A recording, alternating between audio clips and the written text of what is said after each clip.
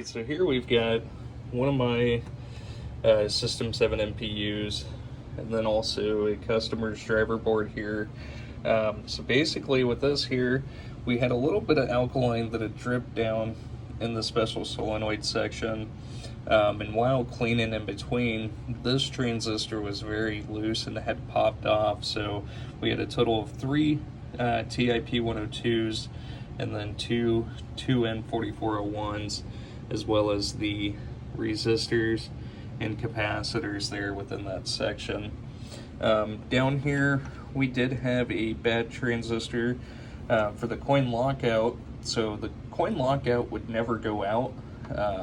It would never pulse, anything of that nature there within test, because the transistor was constantly locked on. So I would definitely check out your coin lockout coil. Make sure that thing's not shorted out. We replaced the filter capacitor as well as all the 0.156 headers here on the board, with the exception of the one here in the switch matrix, which had been swapped out previously. But again, all of them over here on this side. And moving up to the MPU, we added a coin cell battery. We did have a minor bit of alkaline damage, which you can't see on that side, but which is typical on these systems. That's all been sanded down to bare copper and conformal coated over. New sockets here for the CPU as well as all the game ROMs. We have a new crystal here.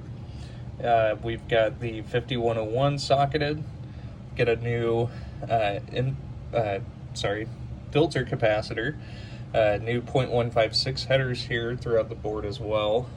And I'm not sure if I mentioned, we replaced the male 40 pin interconnect there on that side. So go ahead and get it booted up. As you can see, high score to date and last game played. Get the lamp matrix dancing, as well as the coin lockout that is lit with a flasher that's going on and off there. So moving into test, we will first cycle through all the digits here. So 0 through 9. And next test on 7 is going to be the sound test. So we've got the 7 outputs, 0 through 6. And moving into the lamps, we've got all the lamps dancing there. And into the solenoids. So number 16 is the coin lockout. And once that reaches that, it'll actually extinguish and then pulse from there on out through the test. And moving up into the special solenoids, those were all computer driven and are also switch driven here as well. So I'll show you what I'm talking about here with the coin lockout.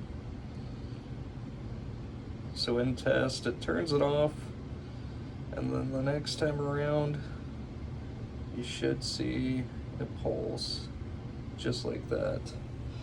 So moving into switch test, we're going to go through diagonally, testing both rows and columns here in the switch matrix. And with the last switch in firepower 2 being switch 49. And so we've got this 100% ready to go here for you. So we can't ship coin cells here in the mail, but I did go ahead and add that coin cell battery there for you.